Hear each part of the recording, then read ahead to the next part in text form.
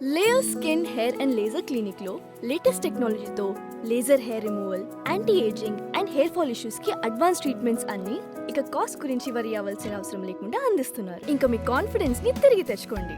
Get your free consultation now. అదరగొట్టే కారం రంగు రుచి ఆచి కారం పొడి. చింతకాయల విజయ్ని టార్గెట్ చేసిన వైసీపీ అందుకేనా, ఇంతకీ ఎందుకు కారణం చేశారనేది కూడా ఈ వీడియోలో మనం విశ్లేషించుకుందాం.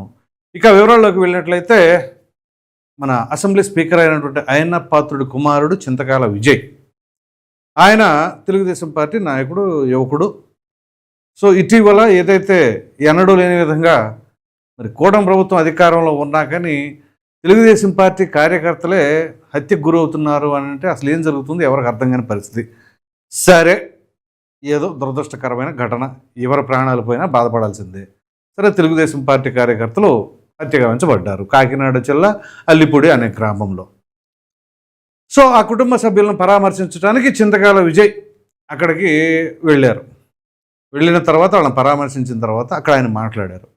ఈ మాట్లాడిన దానికి వైసీపీ వాళ్ళు బ్రహ్మాండంగా వాడేసుకుంటున్నారట. అది ఎలాగంటే తెలుగుదేశం పార్టీ కేడర్నే, కార్యకర్తలనే ఆయన తిడుతున్నాడు అని చెప్పేసి. అసలు ఎందుకు ఆయన మాట్లాడింది ఏంటి, అది తెలుగుదేశం పార్టీ కేడర్నే తిట్టాడా, తిడితే ఎందుకు తిట్టాడు ఏంటి అనేది కూడా మనం ఒకసారి మీకు వినిపిస్తాను, ఆ తర్వాత విశ్లేషించుకుందాం. మళ్ళీ గొడవ అయితే ప్రెస్టేజ్ నాకు, నీకు లేదు. పండగ అయిపోయిన వెంటనే కొంతమంది చూస్తున్నాను వైఎస్ఆర్ సిగ్గులతో మాట్లాడేస్తారు, సిగ్గు లేకుండా. ఎంతముందు అంటే ఉండేది పక్క పార్టీ వాడు పెళ్లికి వెళ్ళడం, పక్క పార్టీ వాడితో మాట్లాడడం, ఇవన్నీ ఉండేవి. ఇప్పుడు కానీ సిగ్గు లజ్జ ఏమైనా ఉంటే, మానవత్వంతో పుట్టుంటే మాట్లాడదు. మీరు చెప్తున్నాను రైట్. ఎందుకు చెప్పాడు ఆయన, తెలుగుదేశం పార్టీ వాళ్ళు వైసీపీ వాళ్ళతో మాట్లాడద్దు, అది మంచిది కాదు వాస్తవంగా చెప్పాల్సి వస్తే. అదే ఆయన కూడా చెప్తుంది, ఇంతకు ముందు ఉండేది అని చెప్పేసి. అది ప్రాక్టికల్ ఎగ్జాంపుల్తో నేను చెప్తాను. సో ఒకప్పుడు ఉండే చక్కగా ఆ ఎన్నికల సమయంలోనే అటువంటి రాజకీయపరమైన విభేదాలు తప్ప మిగతా సమయాల్లో బ్రహ్మాండంగానే కలిసిమెలిసి ఉండేవాళ్ళు. కానీ మన రాష్ట్ర విభజన అనంతరం కావచ్చు, ఇటీవల వైసీపీ అధికారంలోకి వచ్చి మన 2019 నుంచి ఇంకా మితిమీరిపోయింది. అప్పుడు దాకా ఒక తరహాగా ఉండేది, ఇంకా ఎక్కువైపోయింది.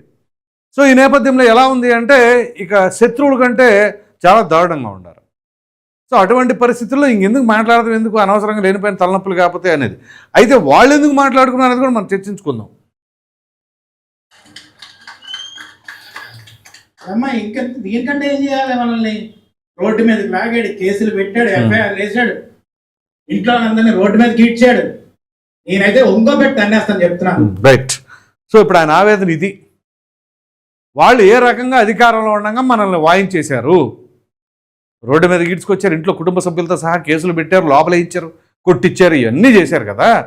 ఇంత జరిగినప్పుడు ఇంకా మళ్ళీ వాళ్ళతో లాలుచేయండి, వాళ్ళతో మాట్లాడేది ఏంటి అనేదే కదా. ఇప్పుడు ఉదాహరణకి ఒక కార్యకర్త పైన టార్గెట్ చేసినప్పుడు అది స్థానికంగా ఉన్న ఇది వేరే పార్టీ నాయకులు చెప్పబట్టాక అధిష్టానం వరకు వెళ్ళేది, లేదా డైరెక్ట్గా జగన్మోహన్ రెడ్డి లేకపోతే అక్కడ ఉన్న వాళ్ళు వచ్చేసి ఇన్నేసి అంటే గ్రామాల్లో వాళ్ళు చూసుకోరు. గ్రామ స్థాయిలో ఉన్న వాళ్ళు టార్గెట్ చేయబట్టి ఈ రకంగా జరుగుతుంది అనేదే దాని యొక్క ఉద్దేశం. అఫ్కోర్స్ కొంత పదజాలంలో అభ్యంతరాలు అన్నమాట వాస్తవమే. ఆ పదజాలం కూడా ఏంటి, కొంత ఆవేదనతోనో ఆవేశంతోనో వచ్చే మాటలు ఉంటాయి తప్ప దాని ఉద్దేశం అది కాదు కదా.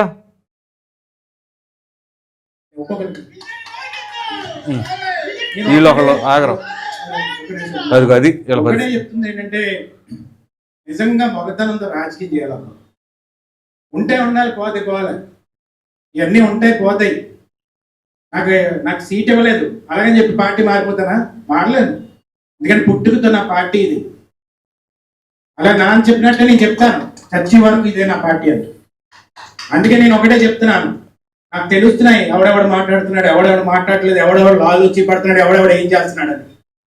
నేను ఒకటే చెప్తున్నాను, ఆ ఊరు పోయినా పర్లేదు, ఆ పంచాయతీ పోయినా పర్లేదు, వెన్ను పోటీ పొడిసేవాడు మాత్రం పేగులు తీసి రోడ్డు మీద పడేస్తాం. ఇది ఇప్పుడు ఆయన అనేది ఏంటి, వీళ్ళు ఆలోచి పడతారు. ఎందుకు ఆలోచి పడుతున్నారు అని అంటే, ఇప్పుడు ఏదైనా ఒక పంచాయతీలో అక్కడ వైసీపీ ఓట్ బ్యాంక్ ఎక్కువ ఉందనుకోండి, సో వీళ్ళతో కొంచెం మంచిగా ఉంటే మనకు ఆ ఓట్ బ్యాంక్ లాక్కోవచ్చు. అమ్మా అక్కడ సింబలేం కాదు కదా, వ్యక్తిగతంగానే చూడండి నన్ను అని చెప్పేసి ఈ తెలుగుదేశం పార్టీ కేడర్ ఏమైనా పోటీలో ఉన్నవాళ్ళు వాళ్ళని కన్విన్స్ చేసుకోవడానికి ప్రయత్నాలు చేస్తున్నారేమో. ఇప్పుడు ఆయన మాటలు బట్టి నాకు అర్థమైంది. అయితే పోతే పోయింది ఒక పంచాయతీ, ఏమైంది? దానివల్ల మనకు వచ్చిన నష్టం ఏంటి? అందు గురించి మనం లాలించిపడి వాళ్ళతో మాట్లాడాలా అనేది ఈయన యొక్క ఉద్దేశం. ఇప్పుడు ఆయన మాటలు బట్టి మనం అర్థం చేసుకోవాలి. అట్లాంటి పనులు చేయమండి, పోతే పోయింది పంచాయతీ. కానీ ఇలాంటి వాటి జోలికి వెళ్ళమాకండి, వాళ్ళ జోలికి వెళ్ళొద్దు. మళ్ళీ మళ్ళీ చెప్తున్నాను, నాకు అది రక్త సంబంధమైన పర్లేదు, ఏదైనా పర్లేదు, వెన్నుపోటు పొడిస్తే జీవితంలో క్షమించేదే లేదు. నేను మళ్ళీ మళ్ళీ చెప్తున్నాను, రాజకీయం పోతే పోతుంది, ఒకసారి ఓడిపోతే పోతాం. మళ్ళీ మళ్ళీ చెప్తున్నాను, నేను 6 ఏళ్ళ నుంచి చెప్తున్నాను, ఎవరు నమ్మట్లేదు. ఇప్పుడు చెప్తున్నాను, మళ్ళీ చెప్తున్నాను, పంచాయతీ ఎలక్షన్స్ వచ్చేస్తే బాగోదేమో మాట్లాడేద్దాం. నాకు అర్థం కావట్లేదు, ఏంటో రాజకీయం అసలు చీర కట్టుకుని ఇంట్లో కూర్చోకుండా వచ్చి. నేను ఒకటే చెప్తుంది ఏంటంటే, ఆ రోజు ఓడిపోవడం సహజం కదా. సో ఇప్పుడు ఆయన మొత్తం మేము చెప్పుకొచ్చేది ఏంటి? పోతే పోయింది, ఓడం చెందితే చెందుతాం, అంతేగాని దానికోసం కాంప్రమైజ్ అవ్వద్దు, అలా లాలూచి పడొద్దు అని చెప్పేసి మొత్తుకుంటున్నాడు. ఇది నా దృష్టిలోకి చాలా వస్తున్నాయి. ఎందుకు వస్తున్నాయి ఏంటి అనేది, అలాంటి వాళ్ళు అవసరంలా, అదే ఆయన చెప్పుకొచ్చేది.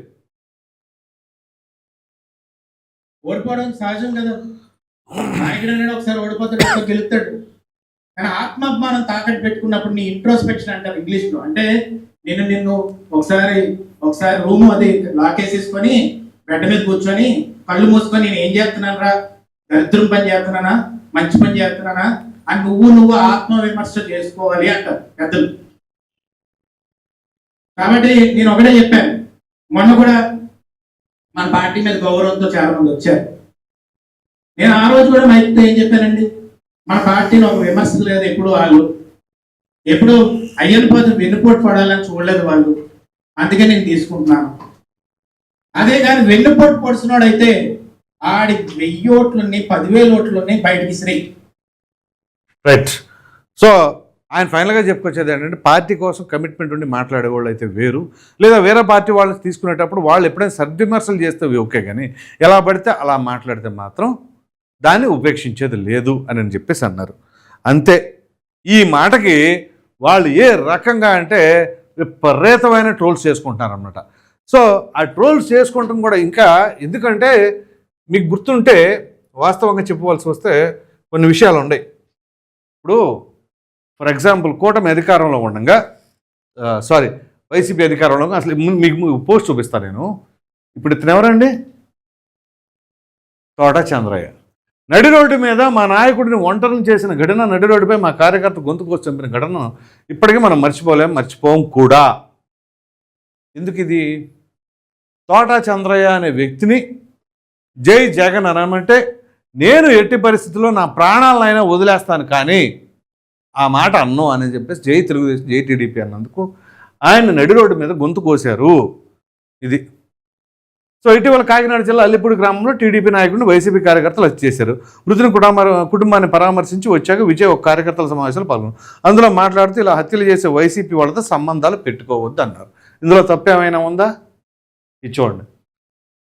విజయ్ వ్యాఖ్యలపై వైసీపీ రగడ. ఇంతకీ అసలు మ్యాటర్ ఏంటంటే, ఇది ఇటీవల కాకినాడ జిల్లా అల్లిపూడి గ్రామంలో టీడీపీ నాయకుడిని వైసీపీ కార్యకర్తలు మృతుని కుటుంబాన్ని పరామర్శించిన వచ్చాక విజయ్ ఒక కార్యకర్తల సమావేశంలో పాల్గొన్నారు. అందులో మాట్లాడుతూ ఇలా హత్యలు చేసే వైసీపీ వాళ్ళతో సంబంధాలు పెట్టుకోవద్దు అన్నారు.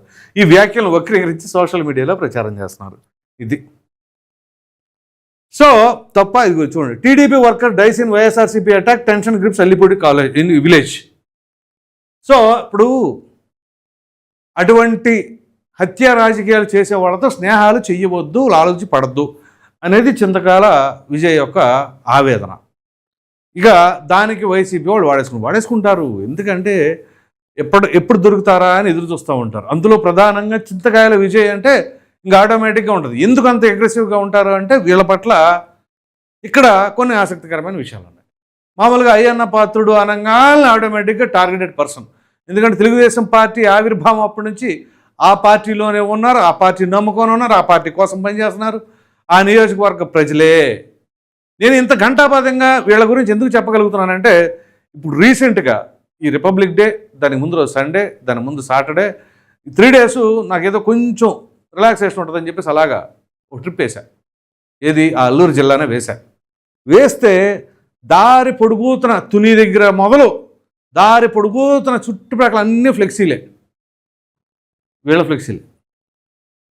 చింతకాయల విజయ్, చింతకాయల అయ్యన్న పాత్రుడు వీళ్ళ అబ్బాయి అంట, తాత మనవడు అని చెప్పేసి వాళ్ళిద్దరు ఫ్లెక్సీలు. అంటే అంత ప్రజాదరణ ఉంది వాళ్ళకి.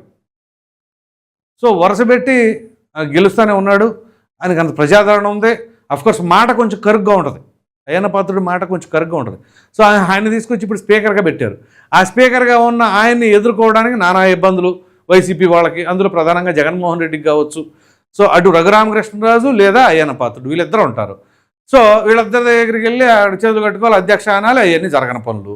వీళ్ళకి అన్నిటికంటే గుట్టకపడని అంశం ఏది అంటే అక్కడ మిగతా వాళ్ళందరిని ఏదైనా తట్టుకోవచ్చు, కానీ స్పీకర్ గారినే ముందు పెద్ద హెడ్ఏక్ అయిపోయింది.